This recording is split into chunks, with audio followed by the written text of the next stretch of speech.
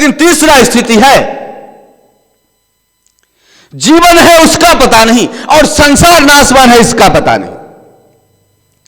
तीसरी स्थिति मन का आता है, जो सब पर पर्दा डालकर एक नया स्वप्न का संसार बनाता है, एक आकार तैयार कर लेता है बाहर और फिर उस पर सत्य का रूप पहना देता है, फिर उसी समय से जीवन गिर जाता है।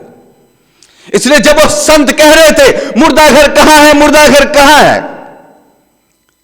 एक ज्ञानी ने कहा मुर्दा घर यहां है, मुर्दा घर यहां है, मुर्दा कहां है? उन्होंने कहा मुर्दा यहां है, मुर्दा यहां है। जब मुर्दा यहां है तो मुर्दा मुर्दा घर में क्यों नहीं पड़ा है? वह संत मुर्दा घर में चले गए, मुर्दा घर में रहने लगे। 2 साल, 5 साल, 7 साल उस मुर्दा घर में रहे, 10 साल, 12 साल शांत से थे, आनंद से थे उस मुर्दा घर में। अचानक से एक बात हो गई। जो ज्ञानी संत थे, जिनका वो घर था, उस घर में रात में कोई चोर आ गया। जो भी सामान थे थोड़े बहुत, उस सभी सामान को चोरी करके वो चोर चला गया। लेकिन जब वो चोर चोरी कर रहा था, उसी समय वह संत जो यह कहते थे मुर्दा घर कहां है, मुर्दा घर कहां है, वो जगे हुए थे। उन्होंने देखा कि मैं किसी के यहां पे आश्रित हूं पिछले 12 वर्षों से। यह मुझे अन्न दे रहा है, जल दे रहा है और ज्ञानी होकर भी मेरा भरपूर सेवा कर रहा है। वस्त्र, नहाने का जल, आसन, सारी सुविधाएं यह संत मुझे दे रखा है। आज इसके घर में चोरी हो रहा है। सुबह जब ये सोकर जगेगा तो देखिएगा इसके घर में चोरी हो गई तो यह बड़ा दुखी होगा, और मेरे रहते हुए इस घर में चोरी हो जाए, फिर उसकी श्रद्धा को भी ठेस लगेगा। बोलेगा देखो एक संत और थे, हम सोए थे तो वो तो जगे थे और वो भी नहीं देख पाए और चोरी हो गई। फिर उनको लगा कि भाई हम तो मुर्दा है, तो फिर हम कैसे बोले क्या, कहें क्या। फिर उन्होंने एक रास्ता निकाला, चोर को चोरी करने से मना ना करो, चोर को चोरी करने दो, रोको मत इसे, चोरी कर लेने दो, लेकर जा, जितनी माल लेकर जाना है क्या इसके पास, जो भी है लेकर जा। लेकिन जैसे ही माल लेकर जाने लगा चोर, तो फिर सोचे एक काम तो हम कर ही सकते, इसके पीछे पीछे जाएं कि माल लेकर, चोरी का माल लेकर जाता कहां। वह संत, मुर्दा वाला संत, तो उसके पीछे पीछे चल पड़ते और चोर चोरी का माल लेकर थोड़ी दूर गया, गांव से बाहर निकला, जंगल का सीमा शुरुआत होता है, वहां एक कुआं था। चोर ने सोचा कि कल सुबह होते ही पूरे गांव में इस बात का चर्चा आरंभ हो जाएगा कि रात में चोर आया था और अमुक भाई के घर में चोरी करके चला गया। तो हो सकता है पुलिस आ जाए, प्रशासन आ जाए, तो फिर जांच पड़ताल हो। तो जब तक ये मामला ठंडा ना हो जाए तब तक इस चोरी के माल को कहीं छुपा दिया जाए। तो कहां छुपाया जाए, तो सबसे उत्तम लगता है कुआं है, कुएं में फेंक दो। जब ये मामला ठंडा हो जाएगा फिर कुएं से हम निकाल कर लेकर जाएंगे। तो चोर ने क्या किया, उस चोरी के माल को कुएं में फेंक दिया, कुएं में रख देता है। अब इस बात को पीछे से छुप के आ रहे थे वो मुर्दा वाला संत, मुर्दा कहां है, मुर्दा कहां है, वो वाला संत। उन्होंने देखा वो चोरी किया, चोरी का माल लाया और यहां कुएं में रख दिया।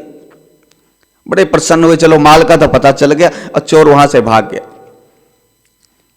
इस संत की प्रसन्नता का एक कारण और बना कि चोर का कुछ हानि भी नहीं हो रहा है, चोर तो अपना माल फेंक कर गया, उसका तो कुछ नुकसान नहीं। ऐसा नहीं कि हम उसे पकड़वा दे तो चलो थोड़ा लगेगा, ठीक है, चोरी करना उसका धर्म था, कर्तव्य था, हमने उसे पकड़वाया तो हमने बहुत बड़ा मतलब पाप कर लिया, अपराध कर लिया, गलती कर लिया। चोर तो माल फेंक कर गया, तो वो गया, तो चलो ठीक है, सुबह जैसे वो सोकर जगेगा तो ज्यादा चीख पुकार करेगा तो हम बता देंगे, चिंता मत करो, माल है इधर। वो संत देखे और देखने के बाद वापस जाके अपने मुर्दा घर में जाकर सो जाते। सुबह जैसे वो जो दूसरे ज्ञानी संत थे वो जगते हैं तो देखते पूरा घर में लूटपाट हो चुका है, पूरा घर में सब माल चोरी हो चुका है, तो चीख पुकार करने लग जाते, अरे ये तो सब सामान मेरा चोरी हो गया, मैं कैसे अतिथि का सेवा करूंगा, अरे गांव वालों को देखा क्या हमारे घर में चोरी हो गया, कुछ तुम्हारे तरफ से कहीं कोई चोर आया हो, आपको किसी पे संदेह है क्या, ये सब चर्चा होने लगे।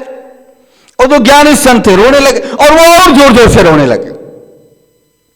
बड़ी मजेदार बात है, ज्ञानी लेकिन और जोर जोर से रोने लगे। हाय मैं बर्बाद हो गया, मेरे घर में चोरी हो गया, अब मैं क्या करूंगा, अब मेरे पास मरने को छोड़कर और कोई उपाय नहीं है, अब घर में कुछ बचा ही नहीं, सब चोरी हो गया, सब चोरी हो गया। मुर्दा घर से निकले संत, मुर्दा वाले संत, मुर्दा कहां है, मुर्दा कहां है करने वाला, और आए इसको धैर्य देते हैं, मित्र चिंता ना करो, रो मत, शोक मत करो, तुम सब कुछ ठीक है। तो संत बोलते सब कुछ ठीक कैसे है महाराज जी, जरा आप ही तो बताइए, मैंने ऐसा क्या पाप किया, ऐसा क्या हमने कुकर्म किया था जिसकी सजा भगवान ने मुझे इतनी बड़ी दी, हम तो परोपकार में लगे थे और हमारे घर में चोरी हो गया। मुर्दा वाला संत बोलते हैं भाई ठीक है, तुम चिंता मत करो, सब जस की तस है। तो बोले कैसे मैं मानू जस की तस है, ये हमारा गया हुआ माल, ये पता नहीं कितने वर्ष हम और मेहनत करेंगे, जब जाके कहीं ये मेरा माल वापस आ पाएगा, इसको हम कैसे भरपाई करेंगे, हम तो बहुत पीछे हो गए, हम तो बर्बाद हो गए। मुर्दा वाला संत ने बोला अरे आप चिंता ना कीजिए संत जी, आप आइए हमारे साथ। हाँ, उनको साथ लिया, बोले बिल्कुल आपका माल वापस आ रहा है, आप खुशी मनाओ, आप जश्न मनाओ, आपके पास कुछ नहीं हो। बोले कैसे, बोले आओ तो सही आप मेरे साथ। उस संत ने, मुर्दा वाले संत ने ज्ञानी संत को अपने साथ लिया और कुआं के पास ले जाकर बोले आपके घर के प्रत्येक वस्तु जो जो चोरी हुआ सब इस कुएं में निकलवा लो। गांव के कुछ लोग लगे, कुएं में से माल को निकाला और वापस अपने घर पर लेकर आए, और जैसे घर पर आए तो ज्ञानी संत और जोर जोर से रोने लगे, हाय मैं बर्बाद हो गया, हाय मैं लूट गया। अब वो मुर्दा वाला संत पूछते हैं अरे महाराज श्री अब क्या हो गया, अब तो चोरी के सारे माल आपके पास वापस आ गए। बोले हमारे अन्न में कमी था, हम में कमी था, क्या कमी था जो इतना बुरे दिन मुझे देखने पड़े। तो बोला, मुर्दा वाले संत ने बोला कि महाराज जी क्या बात कर रहे हैं, आप जैसा सज्जन पुरुष तो कभी कभी इस धरती पर होते, आपसे क्या अपराध होगा, अब आप रो क्यों रहे, अब आप शोक क्यों कर रहे, आपका चोरी किया हुआ प्रत्येक वस्तु तो आपके सामने आ चुका है, फिर काहे को रो रहे हो। बोले रोए नहीं तो क्या करे, वह नुकसान तो कोई नुकसान नहीं था जो अब नुकसान हुआ। बोले अब क्या नुकसान हो गया। वो संत चीख चीख कर बोलने लगे मेरा सबसे बड़ा नुकसान हो गया, मेरा सबसे बड़ा नुकसान ये हो गया। बोले क्या नुकसान हो गया, जरा बताओ तो सही। सबसे बड़ा नुकसान ये हो गया कि मुर्दा जिंदा कैसे हो गया। जो संत कहता था मुर्दा घर कहां है, मुर्दा घर कहां है, मुर्दा घर कहां है, वह मुर्दा घर में से मुर्दा जिंदा कैसे हो गया, यह सबसे बड़ा नुकसान है। मुर्दा जिंदा कैसे हो गया, बड़ा गजब है। उस संत को एहसास हुआ कि वास्तव में मुर्दा जिंदा हो चुका है। उस घर को छोड़े और संत फिर तपस्या की तरफ चल के मुर्दा जिंदा कैसे हो गया।